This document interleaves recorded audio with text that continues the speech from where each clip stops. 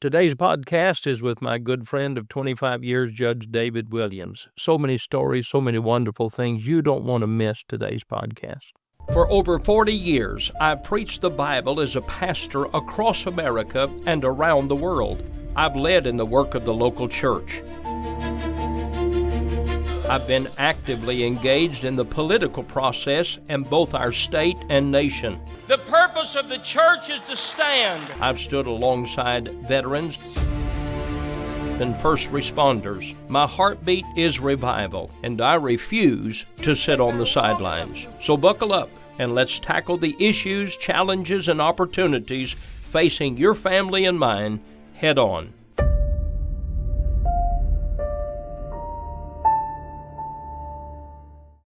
Welcome to the podcast today. Thank you so much for watching, and I would appreciate you sharing the podcast. I have a very exciting guest today. I'm very honored to have my good friend Judge David Williams with me today.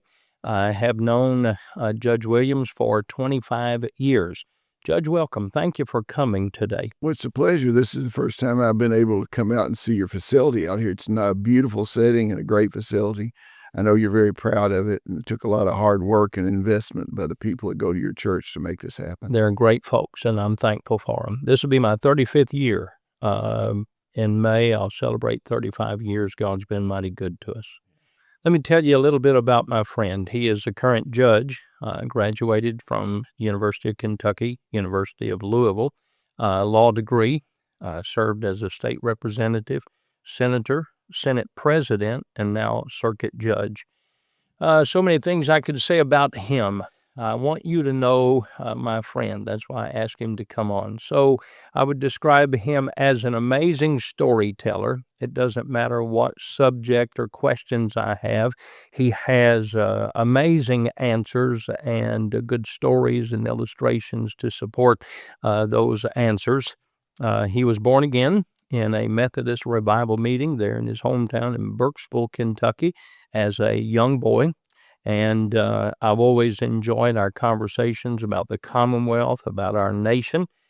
He is a avid UK sports fan. Absolutely. Of all of their sports. His father was a school teacher, basketball coach, county clerk, served in World War II in the Navy.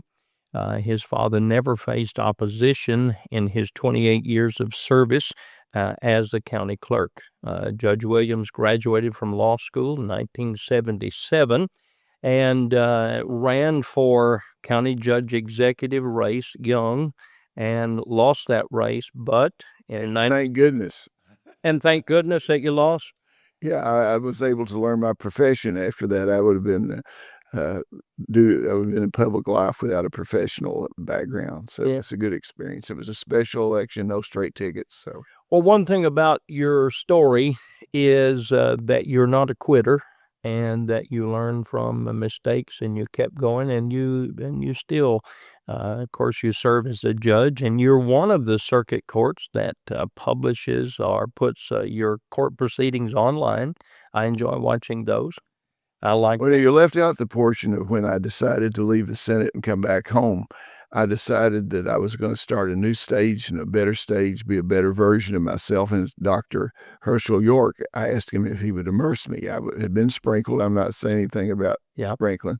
And he said, of course I will. I said, but Dr. York, I'm going to remain a Methodist. He said, well, I will immerse you, but I don't know why you want to remain a Methodist. But well, I agree with Dr. York. Dr. York and you and various people have been so supportive down through the years, and you've prayed for us, and you've been there. I've called William Boyd Bingham and a lot of great pastors around to come and give us reinforcements and to have the prayer at the joint sessions and to open the session up. And some of them delivered a very good message to those legislators that were assembled. I appreciate your involvement and being willing to get out there and get entangled in the political process. Well, I appreciate you giving me those opportunities. I remember the night that Governor Steve Beshear was presenting the casino amendment, and you leaned over before I prayed and said, give him a stem winder. fire shot over their bow, right? Yeah, well, the fire alarm went off. You remember that in the courtroom, in the I guess it was in the House chamber. That's yeah, right. the House chamber. And you said, well, the preacher didn't pray fire down from heaven, but he did set off the fire alarm. So in 1984, you were first elected to the House and served a term in the House. That's right. I was house trained. 1986, you ran for Senate, won. That's the 16th district. It was the first year I was eligible. I would have been 31. And I was the youngest member of the House when I left there. There weren't a lot of young people. And then when I came to the Senate, I was the youngest member of the Senate. Wow. I'm one of 7 brave Republicans at the time. There were 31 Democrats and 7 Republicans. There weren't even enough to put 2 of us on all the committees. So sometimes you're on a committee with nobody to second anything that you had to say. It was an humbling experience. Yeah, I bet those were interesting. Of course, when I first went up there was about 95 or 96, and so it was interesting. There wasn't very many conservatives, wasn't very many Republicans at all. Now, there were some conservative Democrats back then. Yes. There are very few now. But, I have a structural safeguard now about political involvement. Judges don't get involved in politics, although we can talk about issues. But I think now I don't have to donate to campaigns. I can't get out on political races, and it's a different experience. Yeah. You were one of 5 that opposed even the lottery. That's true. And you put up a pretty good fight then.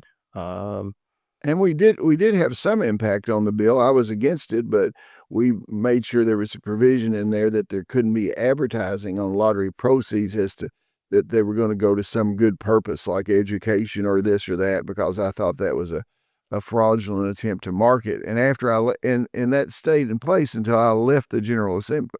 And then they changed it after I left the General Assembly.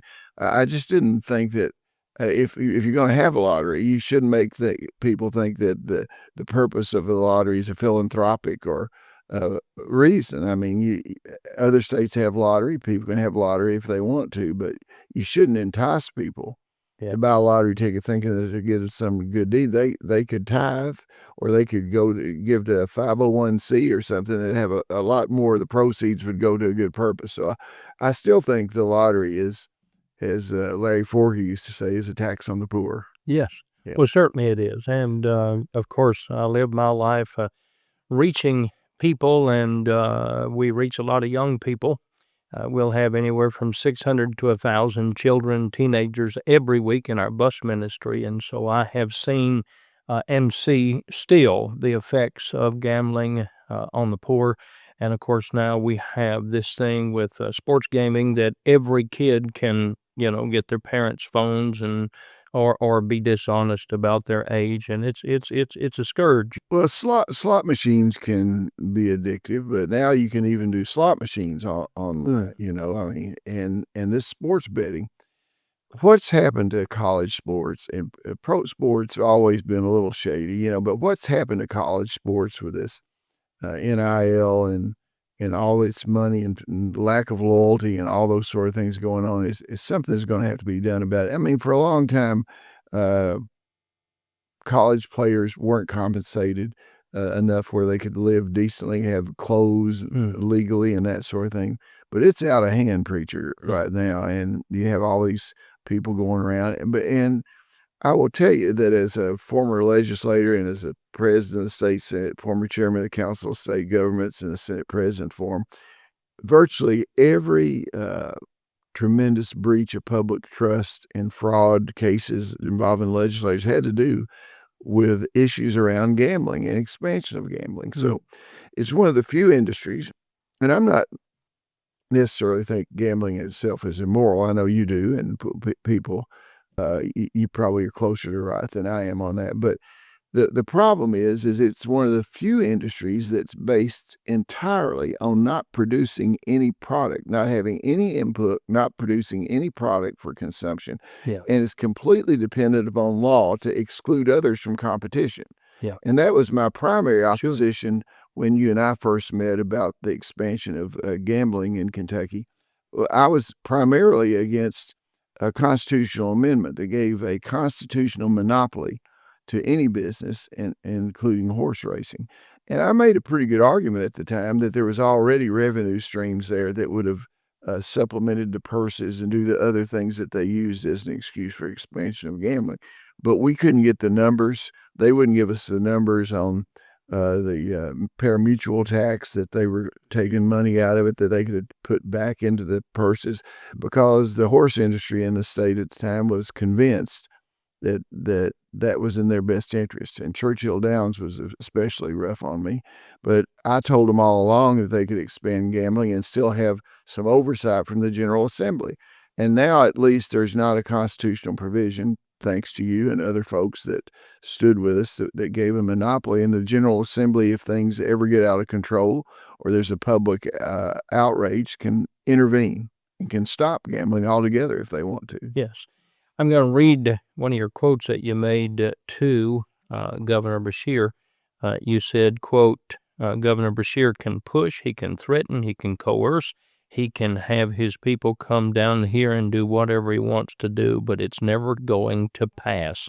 I greatly appreciated not just your position, but your verbalizing that, and it encouraged us as pastors that help people. And we're the ones that call for groceries, and we're the ones that call for their electric bill, and that you deal with the results. Yes. Well, gambling can be addictive. Alcohol can be addictive. Drugs can be addictive. Pornography or sex, there's someone out there, the devil knows everyone's weakness. Sure. And I believe that, as far as the battle is concerned. When you come to the issues that we were dealing with, we just had 21 members. When I was first made Senate president, first time in the history of Kentucky the Republican had ever been president of the Senate from the... And that was 2000. 2000. Okay. Late 1999, 2000. Right. And so everybody in the caucus, they kept on saying, talking about leadership. Well, I tell people that the head goat always looks over his shoulder to see where the herd is. Mm-hmm. And we just had 20 or 21 people at the most. 20 originally, and then we went to 21. Out of 38. Out of 38. So we couldn't lose anybody. Right. When we had 20, it was a tie, and there's no tiebreaker in the Senate. So we had some very strong Bernie McGahey and Albert Robinson and a lot of these folks were strong Christian people that were morally against any kind of expansion of gambling. They were against expansion of alcohol.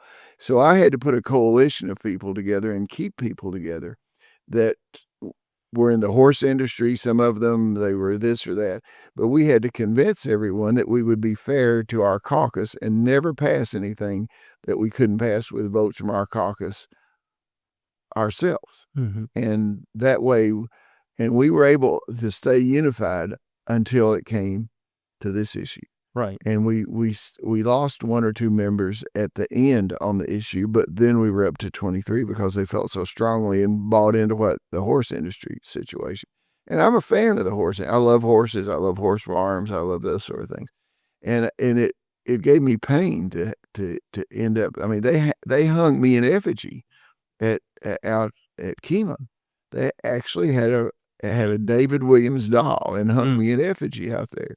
And the state representative in the area bumped into me in the hallway the next day. And I said, well, I saw your little demonstration out there. And I said, you accomplished two things. He said, what's that? I said, you made my mother cry. And you sure that you'd never pass another piece of legislation? Well, so I said, you did accomplish two things. That's good. Kind of in jest, but in any event, there are costs for all of us to pay. Yeah, and I've made my opposition to a constitutional amendment had pretty severe political costs for me. But if you can't wait till after the war is over to spend Confederate money. If you have political capital, you need to use it. And I'm still proud of the fact that there's not that constitutional guarantee of a monopoly there. Yes. And of course you and I worked on many other issues, a lot of pro-life issues, and and the school issues, We did. voucher issues, and things like that. You promoted one of the first pro-life bills, and of course, you didn't have any support except a small group of folks in the Republican caucus. There were no Democrats that supported any of the pro-life bills. Well, on occasion, we'd pick up somebody in the House and, or they would try to influence their leadership to allow something to happen. The fetal homicide bill was one of the first bills that we got involved in. And absolutely. Yes. They kept on thinking that definitionally we were trying to impact abortion. But as a criminal defense lawyer and a practitioner, I mean, I never understood that if someone did a blow to a expecting or pregnant woman and the baby was killed, that you had to prove that the baby would have been vital, Sure. to prosecute them under. I said, well, they have killed a baby. Well, the recognition of that entity as a baby is what bothered these pro-abortion people. Yes. And Pastor, I will tell you that I fell victim to political influence myself by being afraid that if I was as strident on that issue as I felt I should be, that we would alienate a large portion of the population and put our members in a vote situation where we could not prevail. In other words, there were things that I would like to have acted on in the Senate that I knew would not pass in the House at that time. And we didn't take some votes because of that, so as not to expose our members, because it was a certainty that in some communities in this state, if you were pro-life in any moderate sort of way, that it would draw opposition. Yes. But I think we've stood as strong as we felt we could. If I have any regrets now, I would have stood stronger, because I've seen the slippery slope that we've gone down in the disrespect for human life that I think has been proliferated by the fact that we don't recognize the baby. Yes. But we did pass the fetal homicide bill. And it was good, and we shamed them into that because there wasn't a really good argument against that. Yeah. And it's been used, not frequently, but it's been used, and it did establish the personhood of the baby. It did. In fact, they were right about that. Yes. Governor Fletcher signed that bill. In fact, I have the pen and the bill that he signed framed in my office, or at least a copy of it. And that was easy for me because I grew up going to the stock sales. And, if a hog or a cow or a horse, if they were with a colt, the price was double. And we all knew when life began, and so, but that was an educational, and that was a huge step toward where we are today in overturning Roe v. Wade, and our state's very strong. It was, and that's one of the other controversies we got into was fetal stem cells. Yeah. When the universities came over there and at the time and were pushing for fetal stem cell research. And so we got into the argument, and it divided our caucus too, about what sort of stem cell is different in a fetal tits than any other stem cell. And really, there wasn't a good scientific argument about that, because all of the components that make up a cell are in every cell in our body. But that was a tough one, and they came with arguments, with people they knew that had Parkinson's, or people they knew that had diabetes, or that sort of thing, and made us demonized us. I was a good enough preacher at demonizing myself. I tell people, without the help of the Courier Journal, the Herald Leader, those people, but with that slim majority that we had, and with the House overwhelmingly Democrat, and with the Democratic governors that we had, I had to make people be a little afraid of me. That was, as my Jewish friends would say, that was my shtick. You know what I'm saying? Yes. And evidently, I did too good a job at that. Well, you were very kind to me, but I was afraid of you at the same time. I was respectful. But I was a little afraid of the Lord you serve too. You get it? But that's the reason I still run into people. I went to the state chamber dinner, and it was the other night, was received very well. And President Stivers, my successor, acknowledged me. I appreciated that. He's got some way a more difficult job than I have, because he's got 31 or 32 members. And, we had to hang together or hang separately, but he's got a larger group there's harder to manage, but I was well received over there. I appreciate the kindness of people, but somebody always, when they introduce me, still calls me the bully from Burkesville, which is one of the things that the Courier Journal said about me. But anytime you opposed any of their woke or left-wing agenda or the sort of things, it was you that were the bully. Yeah, I was the bully. I was the one that was the obstructionist. People always said, well, I know, I bumped into a person in Bahamas one time, we don't like you. And I said, well, do you know me? Well, no, you're an obstructionist. I said, well, what is it that you support that I've obstructed? And they couldn't name anything. So at that time, the traditional media and press did have influence in opinion formulation, even if it was because of repetition. It's like you repeat the same verses in the Bible all the time till they finally hit them. Sure. You know, somebody told me one time, said, well, don't you ever get tired of hearing those same verses all the time? And my friend said, do you ever get tired of your mother telling you that she loves you? Yeah, that's You good. never get tired of it. And after a while, this repetition will create the perception that you are an obstructionist and you are a bully. And people don't like that.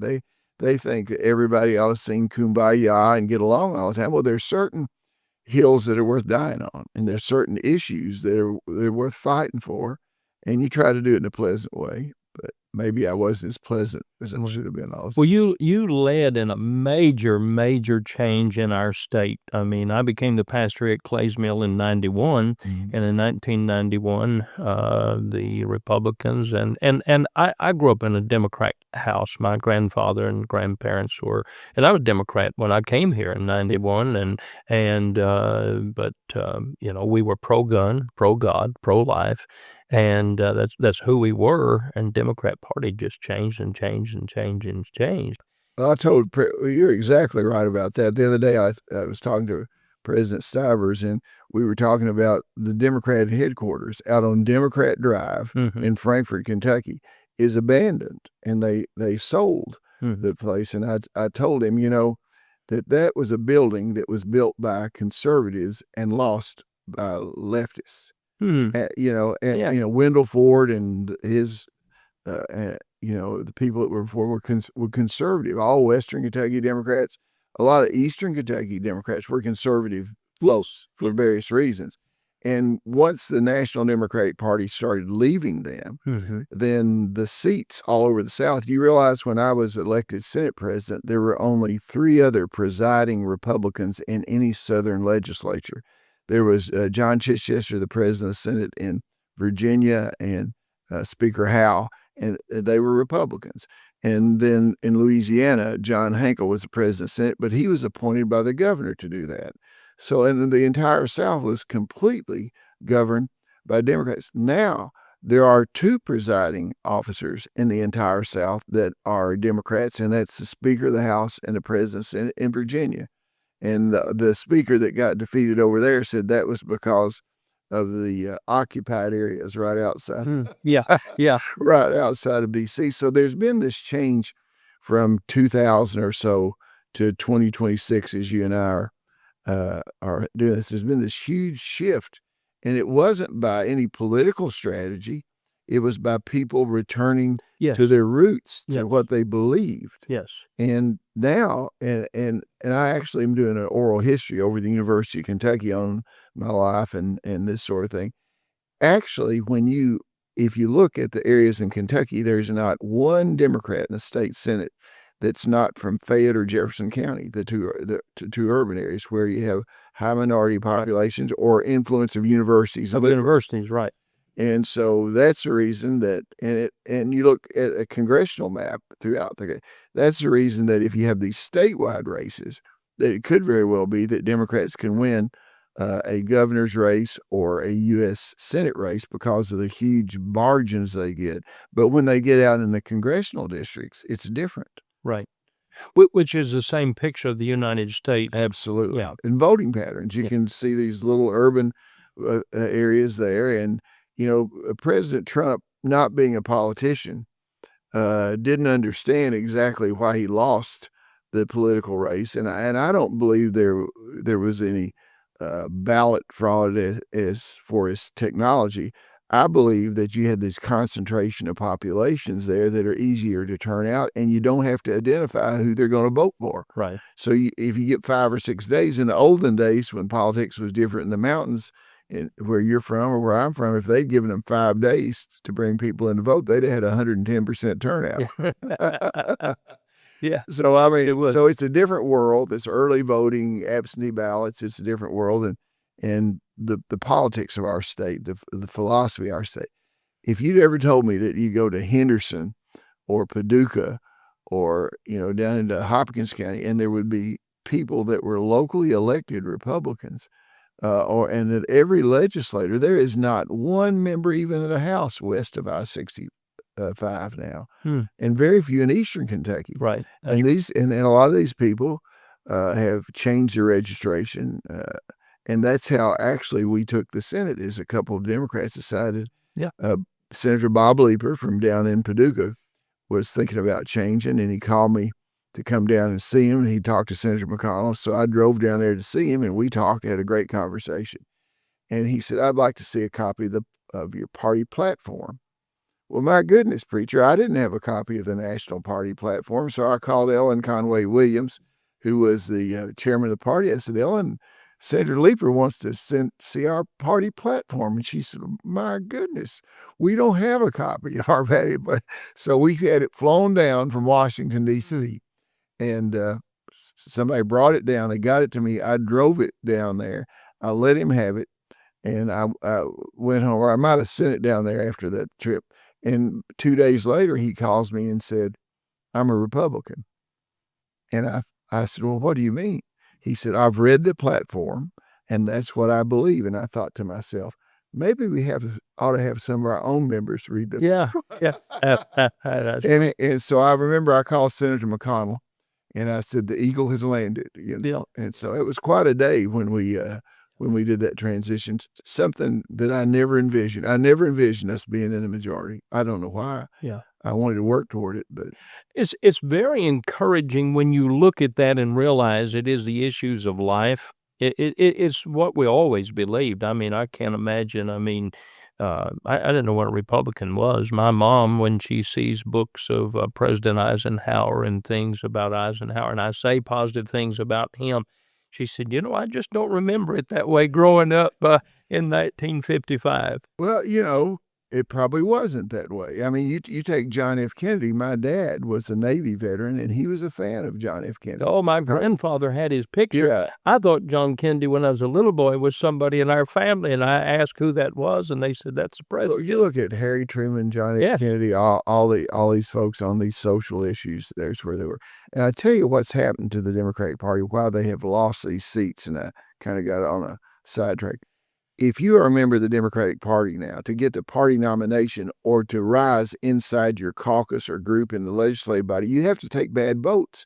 Because if you don't vote with the leftist or on the woke sort of thing, if you don't vote, you have no influence and you cannot ascend. And that's the reason that they have problems getting people nominated that can be elected sometimes in these legislative seats. And the most conservative Democrats were the ones that got beat first by Republicans because they had to take votes within their caucus that were not acceptable to their constituents. You understand what I'm saying? Sure. And that's the process that was not isolated to Kentucky. People didn't understand. They thought it was some grand scheme where some political experts came up with the idea to switch these people. That's not what happened. Right. It's just that there just wasn't room in the Democratic Party for that sort of thing. And a lot of people blame, the issue of civic literacy that we have. You and I have talked about that.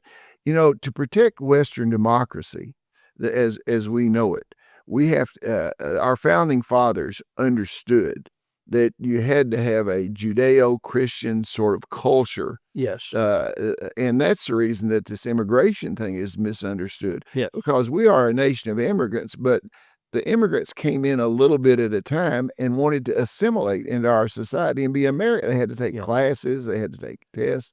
Ellis Island, there are always limits on immigration. That's right. And now we have this mass immigration by various groups. Some of them could very well have been assimilated if they were given the opportunity.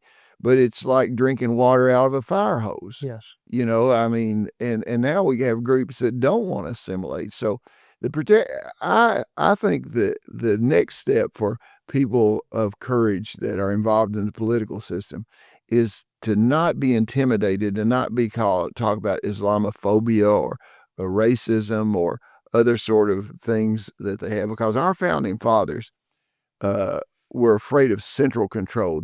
There was no separation of church and state in their mind. They did not want the Church of England to be forced to reform. They did not want a king to do that. And there are certain people that believe that cultures are the same, you know. And there are some cultures that absolutely will not tolerate a democratic republic. That's right. You know, they're clerically run, and most Islamic countries are like that. I'm not saying there aren't great people that that worship in that way. I don't agree with them, but it's a free country.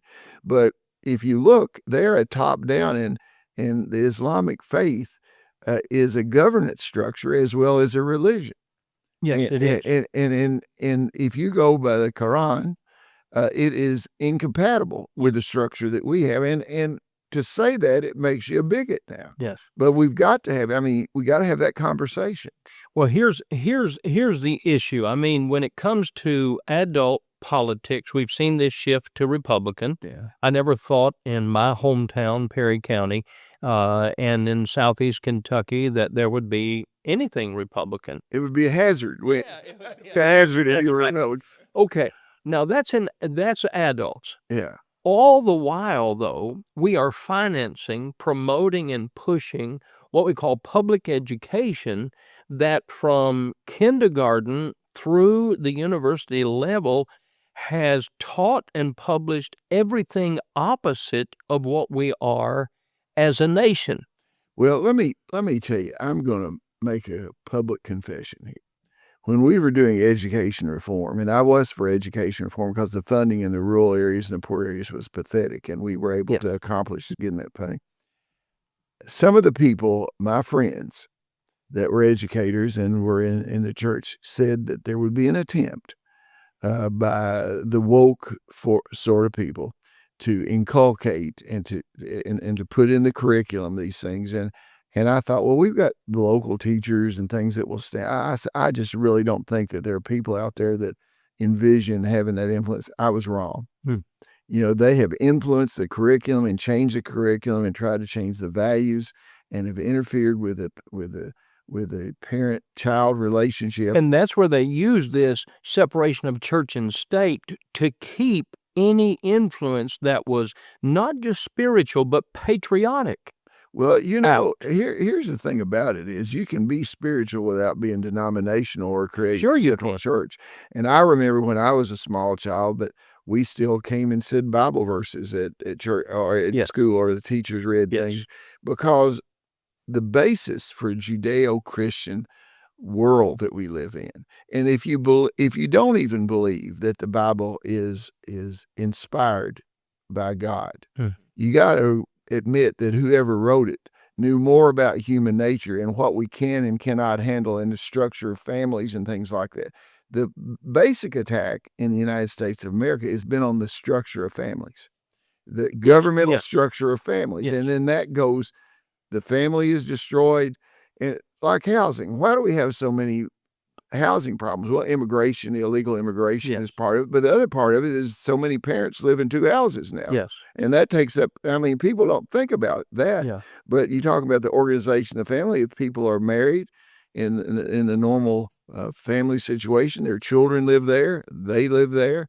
I mean, so there's a price to pay for the change that we've had, and it's everything. And I have been divorced in my life, but no fault divorces were probably one of the worst things that happened as far as keeping the nuclear family together and people. And I'm not talking about people that are in abusive situations. So you have this constant stream of changing the language and what is acceptable in the curriculum, and you have universities who teach the teachers. And you have universities who decide which faculty get advanced. And if you're a conservative or if you're a Christian or if you have those values and you express them, you've been discriminated against. And after a while, Yes. it has a cumulative effect Yes. upon where the young people go. And the lack of civic literacy, the belief that socialism is an acceptable or successful form of governance. You do these polls, Pastor, now, and they show that. Yes. Show me where socialism has ever worked. Yeah. And now we have it in New York City. We have it in Minneapolis and public. And it's no under the radar. They are very vocal about who they are. Well, and you got Bernie Sanders, and if you are if you are a Democrat and you want to go up through the system and ascend, and you have to accept that. You have to accept Democratic socialism to be acceptable as a national party nominee, whether you're the governor of California or the governor of Pennsylvania, although he does push back a little bit. Other folks, that's where you have to go because it's become such a part of your base. And the lack of civic literacy we have, when Charlie was assassinated, Yes. he was able to bridge that gap, and he was able to talk and have open and honest discussions about that and not be afraid. We need a generation of people that are raised, thank goodness, for Christian schools and private schools and Catholic schools. Whether you agree with the way Catholics practice religion, they are not ashamed in the past, and some of the greatest leaders that we have had are people that went to Christian. And I'm a big believer in public education. It's done a lot for my family and other folks. But these teachers are handcuffed. They operate under the burden of the curriculum that they're forced, and they can't concentrate on reading and writing and basic skills that they want because they have to do all this other stuff, this social engineering. Yes. They think so important. I say let a person learn how to be a critical thinker and let them figure everything out themselves after that. Yeah. But Charlie Kirk was martyred. He was murdered. He's gone. That voice is gone. And I know the organization is still there, but that voice is gone. And so what do we do now when we have no voice for the majority of people that I have that come to church? They attend public school. Our children, they have no choice, but they don't hear of the Mayflower Compact, of the Constitution, of the Judeo-Christian values. They come to Sunday school, and some of our bus children, they're even confused now about gender, not because of their own confusion, but because some adult has told them that they're a different gender than they are. Well, the Federalist Papers ought to be required reading for every student. I mean, Bam Carney, the late state representative from Camels, when we were talking about curriculum changes and things, he was just ardent that there ought to be more civic literacy. And, I was like wanting to go towards STEM topics, and then I reflected on that. The preparation of a good citizen might be the most important function of public education or any education, to have an informed electorate. And our founding fathers understood that. Yes. But it just, the genius of the system that we have, the three branches of government, and the fact that rightfully, our founding fathers feared centralized power of a king or centralized power of a church, and as Justice Scalia always said, the Bill of Rights was a second thought. Yes. It was just an afterthought. Yeah. And now they talk about some of these new revisionists and talk about our founding fathers as if they were scoundrels or indecent people. And what their background was and what they knew. And they knew that this Constitution that we have will govern a people that want to submit to authority and have the values that are inculcated in them by the Judeo-Christian Western civilization.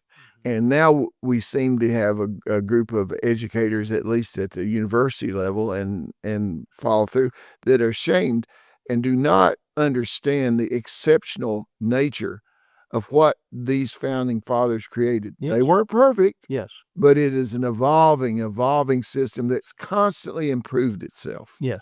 But all of them gave credit to the fact that God had guided and directed them in his wisdom beyond their own wisdom, beginning with Christopher Columbus, forward to give us what we have in government. And even this past year, when they tried to pass a civics bill, it's gutted because of fear of the educational boards. And politicians like the United States Senator from Virginia that said that our rights come from the government.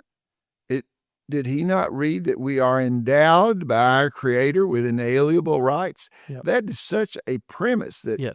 that cannot be taken away. No government can take that away from you. That's what the Bill of Rights is about. That's what the court system about.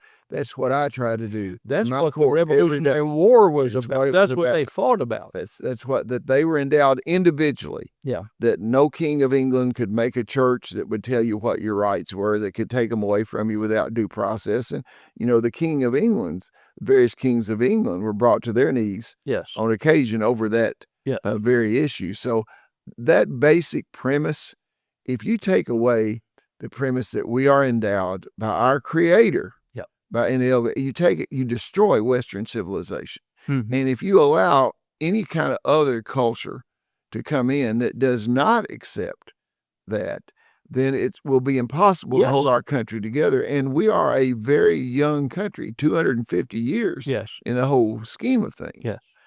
I mean, you look at Is that not the creation of civil war? Is that not what we're seeing a glimpse of in Minneapolis right now? well, I don't know whether it's civil war or anarchy. But I think but it's still a clash. it is a clash between the traditional systems, and to say the things and to get these police officers and ICE agents out there.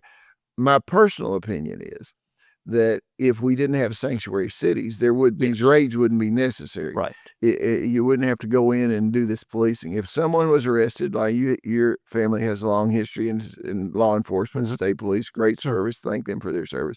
But if they arrested someone and immediately checked upon their immigration status and found out that that person was a child molester or a thief or whatever, and notified ICE, it wouldn't be necessary. Everybody would be working together. Right.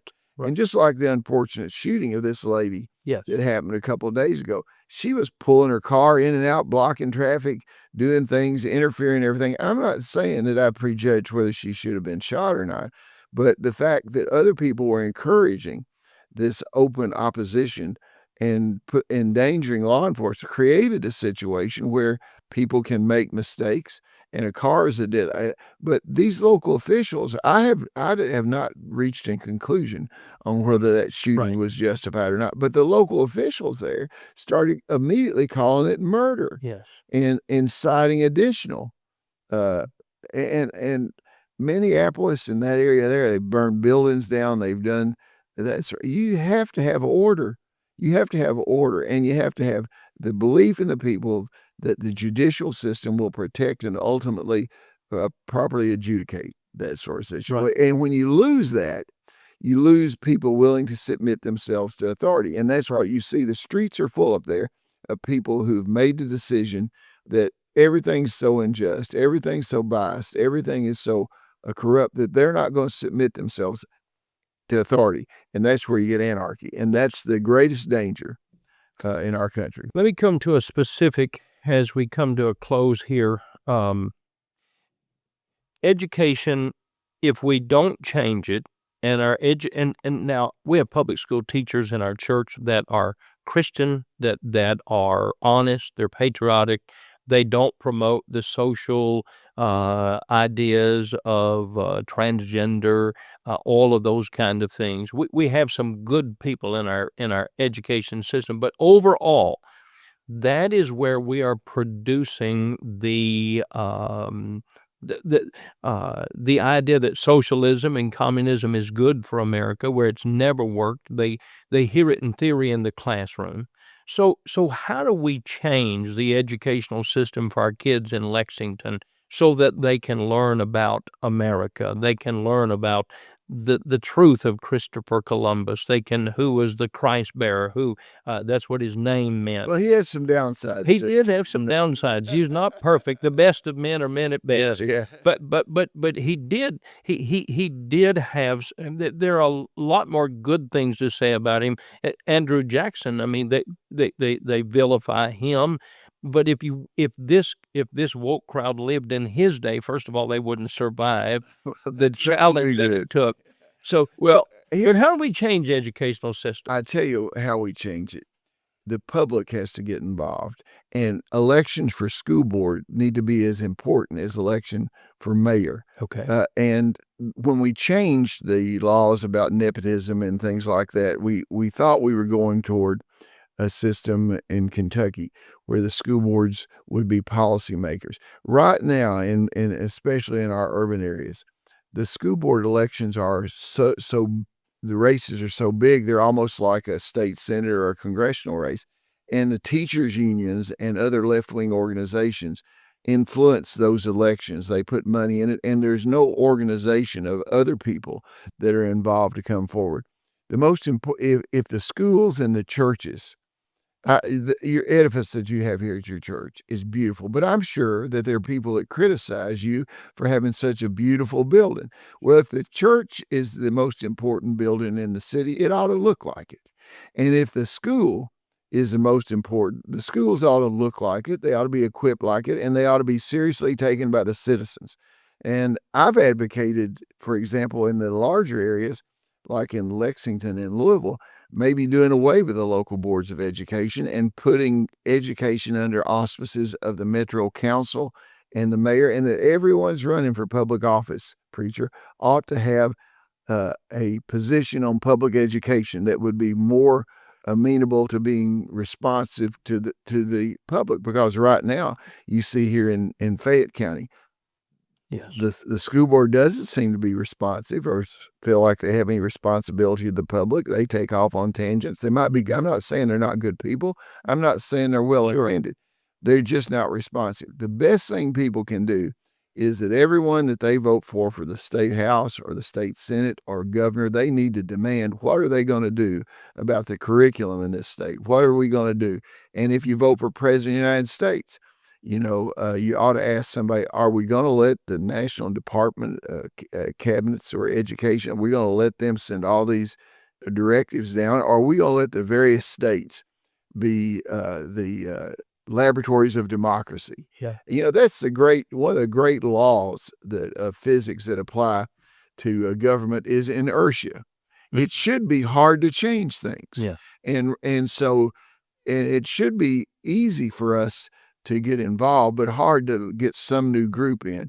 And to get away from federalism, and I mentioned the Federalist Papers, our founding fathers meant for there to be a certain amount of independence in each state. And those states were put together in counties and districts so no one person at the top could mess up everything very quickly. Right. Inertia would keep that from happening. And other people recognize the mistakes that are being made in California and not repeat those mistakes in other states. Likewise in Kentucky. Yeah. So civic literacy and involvement, I have great faith that we have a self-correcting system. Yes. And, Benjamin Franklin, we've given you a republic if you can keep it, right? Right. And so people talk about how bad things are. Surely the relationship that we have between Republicans and Democrats and liberal conservatives is not as bad as the relationship between Confederates and Union people were. And I was from a Union area. Sure. As your area was a Union area in Eastern Kentucky, most of it was. Well, they came across the Tennessee line and burned our courthouse down, and the brothers were killed. And so we can't give up on the ability of us to come together on certain common core values. Yes. If we accept the fact that there are common core values and everybody doesn't have their own truth. Yeah. That's something that just kills me. Well, everybody, there's one truth. There can be different opinions about variances. Yes. That takes me back to in the early 1700s, it was the preachers that were educating the people to say, we can't let, we can't have taxation without representation. We can't let them control us as a tyrant. We came here for religious freedom. I Well, think, the Baptists were especially good about that. well, to give difference. yes.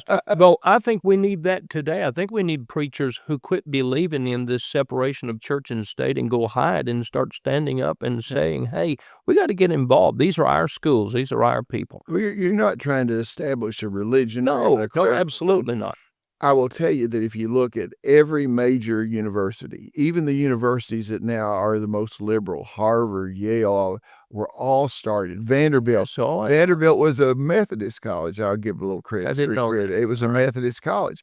And all those institutions, and you look across Kentucky at Camelsville, at Lindsey Wilson, Yes. at Union, at Pikeville, at Kentucky Wesleyan, they gave access. Georgetown. They gave access, and I'm sure I've left someone out that I shouldn't have. Yeah. But they gave access, but they were all pushed toward disaffiliation because of federal funding and state funding rules. They were. They were said if you are affiliated with the Southern Baptist Conference, then you can't do certain secular things that Right. and get funding for it. And these private colleges and universities, as a matter of fact, weren't even going to be given a seat at the table in the Council of Post-Secondary Education until I filed an amendment that gave them a seat that made them a member. So you see those problems that are there, but it's I don't know how you recover from that except one person at a time. Yeah. And people like you and people other that are out there fighting the battle. That want people to understand how privileged they are and to live in this country that was founded by exceptional people, divinely inspired people. Yes. And I doubt anybody, and I will say that without fear of contradiction, divinely inspired people that set this country. There's no other explanation of why this country has been so successful except we have created the culture and the meaning of what it is to be an American. You heard Ronald Reagan and other people said anybody can be an American. Not everybody can be a Frenchman. Not everybody can be a German. Not everybody, but anybody can be an American if they want to assimilate and if they want to share these values. If the identity of being an American becomes meaningless, if we have multiculturalism that does not accept the nature and the brilliance of the culture that was put together, we will not last. Now, that doesn't mean we need to discriminate against anybody from a different culture. We just we want to make sure that they don't misplace our culture. That's and, right. And we've done so much as a country for the world. Yes. And we only get credit. And then we've made mistakes, no doubt about it.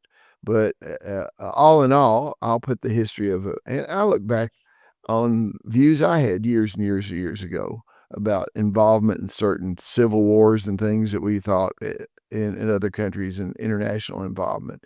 But we can't become isolationists and we can't become people who are ashamed of who we are. And if we are ashamed of who we are, then we need to reflect on ourselves and improve who we are. Yes. Judge, I want to thank you for coming today. I thank you for your service in every area and part of your life. Thank you for your willingness to grow. You've grown. You have taught us how to learn from mistakes. Thank you for the fight that you've had and that you still have. And then thank you for serving on the bench. The next time you come, I want to talk about being circuit judge, and you've been a circuit judge now for 13 years, 14, this year, 14th. Yeah. Well, I would say one thing about the growth aspect, and my faith is stronger than it's ever been. And people say, well, he doesn't deserve this or that. If it wasn't for my Lord and Savior, Jesus Christ, I would get what I really deserve. So if any of your listeners out there think that people don't deserve it, none of us deserve it. We got to reach out and get it. And thank you for the part you played of me reaching out and getting it. Well, thank you, Judge. Yeah. Thank you so much for watching. I trust this has been a blessing and a help to you today. We look forward to having Judge Williams as our guest here again on the podcast.